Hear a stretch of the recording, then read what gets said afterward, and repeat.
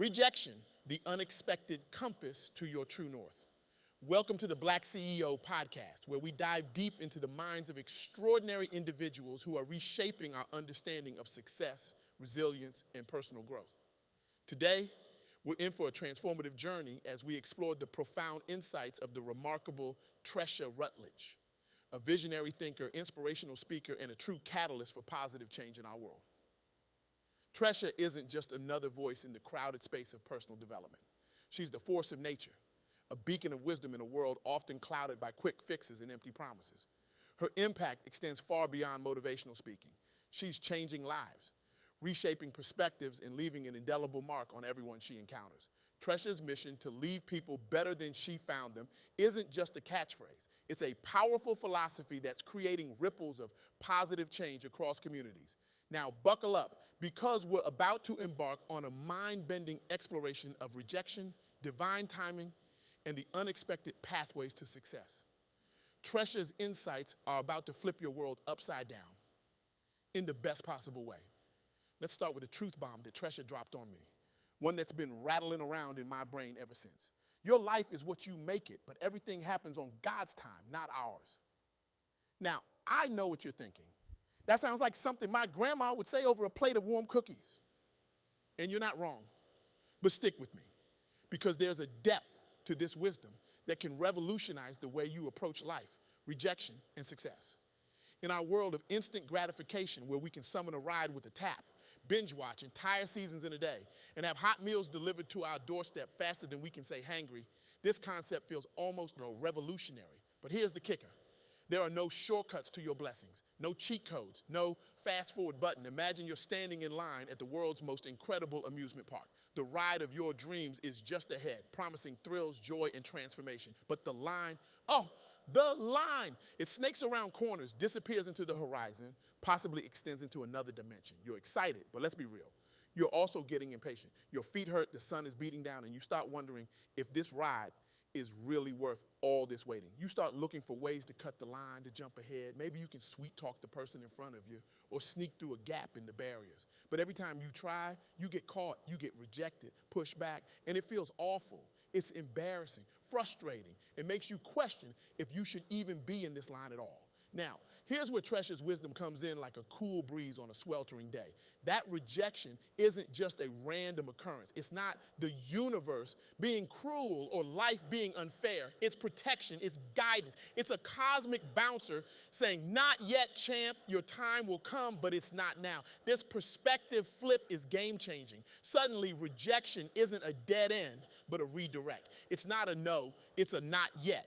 It's the universe's way of doing addition by subtraction, clearing your path of distractions and detours that would only delay your ultimate destination. But let's be real for a second. This isn't easy to swallow, especially in the moment. When you're facing a rejection, whether it's a job application, a romantic interest, or a business proposal, it stings. It can feel like the world is crumbling around you. I've been there, we've all been there. It's like being told you can't sit at the cool kids table, but on a much grander, life-altering scale. Tresha's wisdom offers a lifeline in these moments of despair. She taught me to see rejection as a comma, not a period. It's a pause, a breath, a moment to recalibrate, not the end of the story. This shift in perspective is powerful because it keeps hope alive. It keeps you in the game, ready for the next opportunity, the next open door. Now, I can almost hear some of you thinking, that's all well and good, but how does this actually play out in real life? I'm not standing in line at some metaphorical amusement park. I'm dealing with real rejections, real setbacks, real pain. God, great question. Let me share a story that Tresha told me, one that illustrates this principle in action. There was a young woman, let's call her Sarah. Sarah had her heart set on a particular job. It wasn't just any job. It was her dream position. The culmination of years of hard work, late nights, and more coffee than any human should consume. She had visualized herself in this role, planned her life around it, even picked out the outfit she'd wear on her first day. Sarah applied, went through multiple rounds of interviews, and was convinced she had it in the bag. She could practically feel the employee badge in her hand. But then the rejection came. Not just a simple thanks but no thanks email, but a soul-crushing, confidence-shattering rejection that left her questioning everything about herself and her abilities. For weeks, Sarah was devastated. She replayed every interview answer in her head, second-guessed every career decision she'd ever made. She was ready to throw in the towel, to settle for a job she didn't love, to give up on her dreams. But here's where it gets interesting. 6 months later, Sarah landed a job that was even better than the one she had originally wanted. It offered more growth potential, better benefits, and aligned perfectly with her long-term career goals. But the real kicker, this new company had a culture that resonated with Sarah's values in a way the previous company never could have. Looking back, Sarah realized that if she had gotten that first job, she would have missed out on this incredible opportunity. The rejection that felt like the end of the world was actually the universe's way of redirecting her to something far better. This is what Tresha means when she says rejection is God's protection. It's not about denying you good things. It's about clearing the way for the best things. It's about divine timing, about trusting that the universe, or God, if that's your belief, has a plan that's bigger and better than anything we could orchestrate on our own. But here's the catch, and it's an important one. This doesn't mean we sit back on our couches binge watching Netflix and waiting for good things to fall into our laps. Remember, Tresha emphasizes that your life is what you make it. The key is to keep moving forward, to keep putting in the work, but to do so with patience and trust in the timing of things. It's like planting a garden. You can't just throw some seeds on the ground, kick back with a lemonade, and expect a lush paradise to sprout overnight. You need to water, to weed, to nurture. But you also need to trust the process. You can't dig up the seeds every day to check if they're growing. You can't force a plant to grow faster by yelling at it. Trust me, I've tried. This brings us to another crucial point in Tresha's philosophy: the power of patience.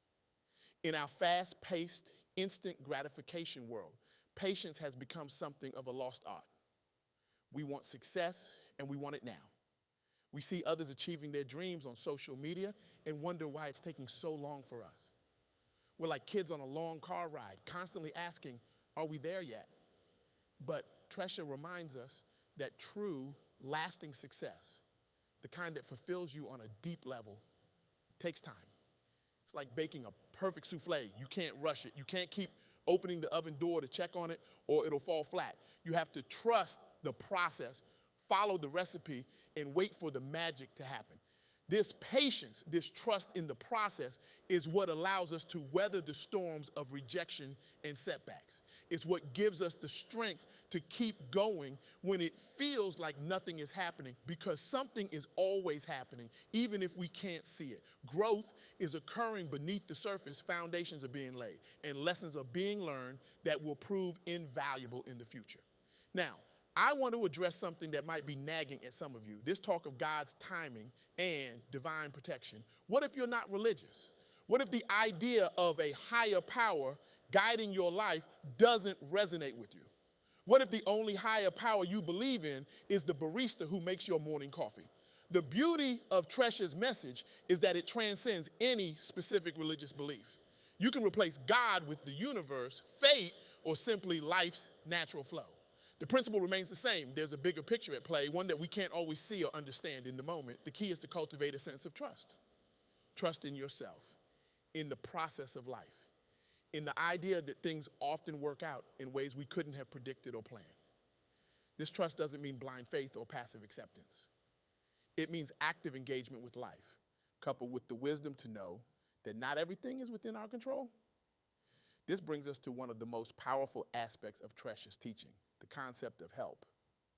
No, it's not just a cry for assistance when you're drowning in life's challenges. In Tresha's world, help stands for having evidence the Lord is present. Now, before you roll your eyes or tune out thinking this is about to turn into a sermon, hear me out. This isn't about religion, it's about awareness. It's about recognizing the signs, the opportunities, the lessons that life is constantly offering us. When we approach life with this mindset, suddenly everything becomes a potential source of growth and learning.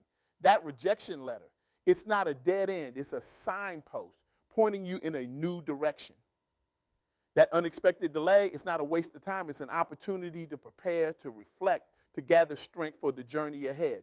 This perspective shift is transformative because it changes how we interact with the world around us.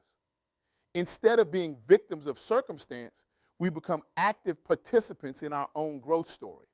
We start to see challenges as opportunities, setbacks as setups for comebacks. Let me share another story that illustrates this principle. There was a man, let's call him Mike. Mike had always dreamed of starting his own business. He had a great idea, a solid business plan, and the drive to make it happen. He poured his heart and soul into launching his startup, working around the clock to bring his vision to life. But things didn't go as planned. Despite his best efforts, the business struggled. Investors pulled out. Customers were hard to come by. And Mike found himself facing the very real possibility of failure. He was devastated, questioning everything he thought he knew about business and himself. In the midst of this crisis, Mike remembered Tresha's teachings about help. He decided to shift his perspective, to look for evidence of a higher purpose in his struggles. And that's when things started to change. Mike realized that his business struggles had taught him invaluable lessons about resilience, adaptability, and the importance of community. He had developed skills he never would have gained if everything had gone smoothly. He had formed connections with other entrepreneurs who were now becoming mentors and collaborators. Most importantly, Mike's challenges had clarified his true passion. He realized that what he really loved wasn't the product he was trying to sell, but the process of helping other entrepreneurs navigate the rocky terrain of starting a business. With this new insight, Mike pivoted. He transformed his failing startup into a thriving consultancy, helping other new business owners avoid the pitfalls he had experienced. What had seemed like a devastating failure became the foundation for a successful and fulfilling career. This is the power of H.E.L.P. It's about reframing our experiences, looking for the lessons and opportunities in every situation, even or especially the challenging ones. Tresha's approach to life isn't about passive acceptance or blind optimism. It's about active engagement with a twist of divine trust. It's about putting in the work, pursuing your dreams with all your heart, but also having the wisdom to step back and trust the timing of things. This balance is crucial. Too often we swing between extremes, either trying to control everything or giving up entirely when things don't go our way. We're like toddlers, alternating between I can do it myself and I give up tantrums. Tresha's philosophy offers a middle path, one where we give our best effort while also surrendering to the flow of life. Now, I want to circle back to something Tresha said that really stuck with me. I want to leave people better than they were before they met me. This, to me, is the essence of what it means to live a meaningful life. It's not about accumulating wealth or accolades. It's not about having the most followers on Instagram or the fanciest car in the parking lot. It's about the impact we have on others, the ripple effect of our actions and words. When we approach life with this mindset, seeking to add value to others, to lift them up, to offer help, we create a positive cycle. We become more resilient in the face of rejection because we're focused on something bigger than ourselves. We become more patient with the timing of our success because we're finding fulfillment in the journey itself. This approach to life, bold yet sweet, passionate yet patient, is what Tresha embodies. It's a way of being that doesn't just weather the storms of life, but dances in the rain. It's about finding joy in the process, not just the outcome. It's about turning life's lemons into lemonade and then sharing that lemonade with others who are thirsty. As we wrap up, I want to leave you with a challenge. For the next week, try to approach each day with this mindset. When faced with a setback or rejection, pause, take a breath, ask yourself, what if this isn't a no, but a not yet? What if this rejection is actually protection, guiding me towards something better? Then look for ways to offer help to others. How can you leave people better than you found them? It doesn't have to be grand gestures. Sometimes a kind word, a moment of genuine attention, or a small act of generosity can make all the difference. It could be as simple as holding the door for someone, sending an encouraging text to a friend, or really listening when someone needs to talk. Remember, your life is what you make it, but everything happens on God's time, or if you prefer, in the right time. There are no shortcuts to your blessings, but every step of the journey is valuable. Rejection isn't a period, it's a comma. It's not the end of your story, it's just a pause before the next exciting chapter. So let me ask you this. What if the very thing you're so afraid of, rejection, failure, setbacks, is actually the key to unlocking your greatest potential? What if by embracing these challenges, by trusting the process, you could transform not just your own life, but the lives of those around you? The choice is yours. You can view life's challenges as obstacles, or you can see them as opportunities. You can fear rejection, or you can embrace it as a guidepost. You can rush through life always reaching for the next thing, or you can find joy and purpose in each step of the journey. As Tresha would say, be bold and sweet. Be passionate about how you feel and let others feel your passion. But also be patient, be trusting, be open to the possibility that life has something even better in store for you than you could have imagined. Now, I want you to take a moment, close your eyes if you're in a safe place to do so. Take a deep breath and ask yourself, what rejection am I holding on to that I need to reframe? What setback can I now see as a setup for something greater? Open your eyes, look around you. The world is full of opportunities for growth, for connection, for making a difference. Every person you meet is a chance to practice help, to have evidence that something greater is at work in your life and in the world. So go out there. Embrace the journey, trust the timing, and remember, rejection isn't the end. It's just the beginning of something amazing. The world needs your light, your passion, your unique gifts. Don't let rejection dim your shine. Let it fuel your fire. Thank you for joining me on this transformative journey. Now, go out there and turn your rejections into redirections, your setbacks into comebacks, and your challenges into chances to change the world. The adventure of your life is waiting, and it's going to be more incredible than you ever imagined.